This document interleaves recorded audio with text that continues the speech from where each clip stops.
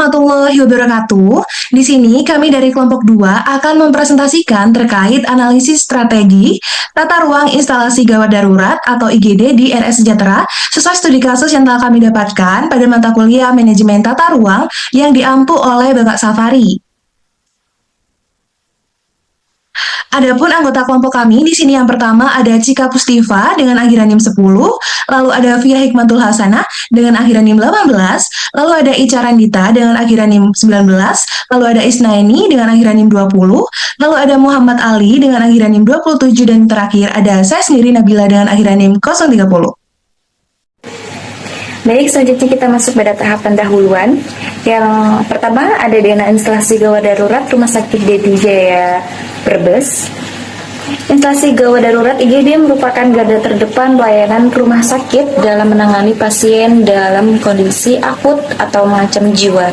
Efisiensi tata ruang dan alur pelayanan di IGD sangat menentukan kecepatan, kualitas penanganan, serta keselamatan pasien dan petugas.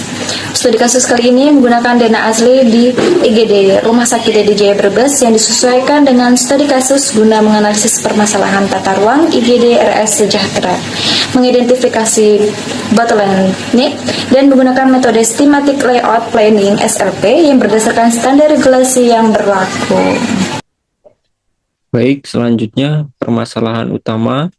Yang pertama, waktu tunggu triase ke pemeriksaan dokter. Waktu tunggu pasien dari proses triase hingga pemeriksaan dokter mencapai 55 menit, yaitu melebihi standar pelayanan maksimal, yaitu 30 menit. Yang kedua, tempat tidur atau BOR, ruang observasi. Tingkat keterisian tempat tidur, bed occupancy rate atau BOR, ruang observasi IGD mencapai 110, yang menunjukkan kapasitas tempat tidur berlebih dan pengelolaan pasien yang belum optimal. Yang berikutnya, identifikasi bottleneck. Analisis di IGD Rumah Sakit Sejahtera menunjukkan adanya dua bottleneck utama yang mempengaruhi kelancaran pelayanan. Bottleneck yang pertama pada area triase dan pemeriksaan awal. Penumpukan pasien terjadi pada proses perpindahan dari triase menuju pemeriksaan dokter. Kondisi ini dipengaruhi oleh keterbatasan jumlah petugas triase, jarak ruang triase dan ruang pemeriksaan yang relatif jauh, alur pasien yang bercampur dengan pasien observasi dan keluarga pasien, belum adanya pemisahan jalur pasien gawat darurat dan non-gawat darurat. Dampak yang muncul meliputi waktu tunggu pasien yang mencapai 55 menit, resiko keterlambatan penanganan pasien emergensi, dan penurunan kepuasan pasien terhadap pelayanan IGD. Bottleneck yang kedua pada ruang observasi overcapacity. Ruang observasi mengalami overcapacity dengan nilai bed occupancy rate atau BOR yang mencapai 110%. Kondisi ini disebabkan oleh lamanya pasien berada di ruang observasi, proses transfer pasien ke ruang rawat inap yang lambat, keterbatasan jumlah bed observasi, dan layout ruang observasi yang kurang efisien. Dampak dari kondisi tersebut antara lain yang pertama, antrian pasien menuju ruang observasi semakin panjang, yang kedua, peningkatan kepadatan dan antrian di IGD, dan yang ketiga, area kerja petugas menjadi sempit dan kurang efektif. Baik, selanjutnya di sini ada analisis strategis dengan metode SLP atau Systematic Layout Planning. SLP adalah pendekatan terstruktur untuk merancang tata letak fasilitas guna untuk mengoptimalkan aliran material, informasi, dan personel, sehingga menghasilkan perpindahan yang lebih cepat dan efisien. Yang pertama, di sini ada analisis hubungan ruangan.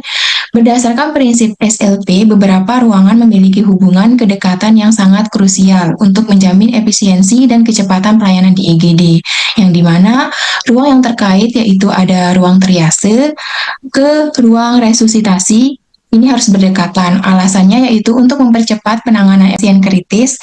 Kemudian ruang yang terkait juga di sini ada ruang dari ruang triase ke ruang dokter. Di sini alasannya yaitu untuk mempercepat pemeriksaan awal.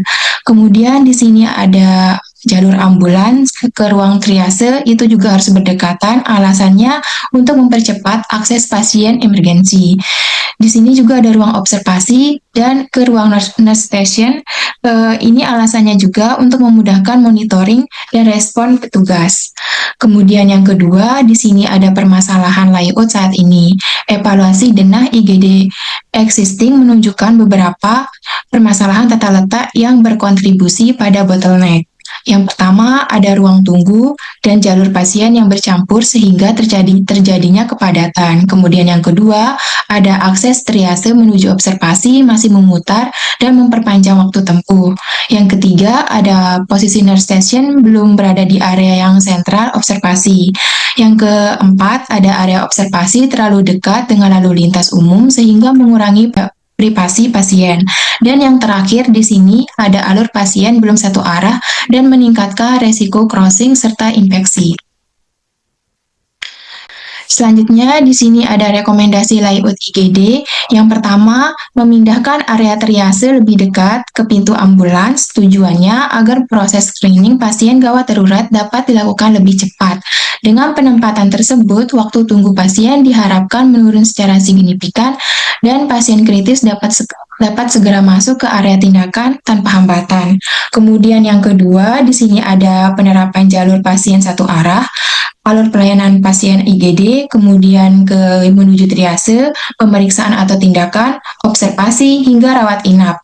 Penerapan alur satu arah ini bertujuan untuk mengurangi crossing, mempercepat perpindahan pasien antar pelayanan, serta mengurangi kepadatan koridor, sehingga lingkungan IGD menjadi lebih teratur dan nyaman. Kemudian yang ketiga, ada penambahan kapasitas ruang observasi. Ini dibagi menjadi 3 zona. Yang pertama ada observasi ringan, sedang, dan intensif sesuai tingkat keparahan pasien. Tujuannya mempermudah monitoring pasien, meningkatkan ketetapan pelayanan, serta membantu pengendalian bor agar lebih efisien. Kemudian yang di sini yang terakhir yaitu keempat, ada nurse station di tengah area observasi. Direkomendasikan berada di tengah area observasi sehingga perawat dapat memberikan respon lebih cepat terhadap kondisi pasien dan meningkatkan kualitas asuhan perawatan. Selanjutnya akan dijelaskan oleh teman saya. Pada slide ini dijelaskan dasar regulasi yang menjadi acuan dalam perancangan tata ruang IGD Rumah Sakit Sejahtera. Permenkes nomor 24 tahun 2016 menekankan bahwa tata ruang rumah sakit harus dirancang efisien, aman, dan memudahkan akses pasien gawat darurat. Kemudian pada Permenkes nomor 47 tahun 2018 menjelaskan pentingnya pelayanan kegawat daruratan yang cepat, tepat, serta adanya sistem triase yang efektif. Selain itu, pada SNARS edisi 1.1 ini menekankan bahwa waktu respon pelayanan, keselamatan pasien, dan kapasitas pelayanan harus sesuai standar agar tidak terjadi over capacity di IGD.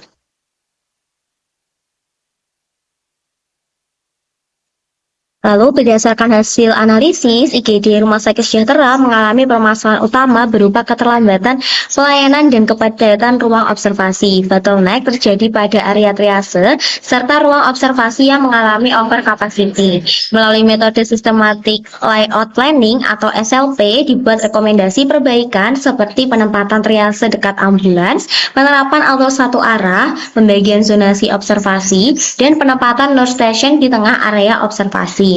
Perbaikan ini diharapkan dapat mengurangi waktu tunggu pasien, meningkatkan efisiensi kerja petugas, serta meningkatkan keselamatan dan kepuasan pasien sesuai standar regulasi yang berlaku.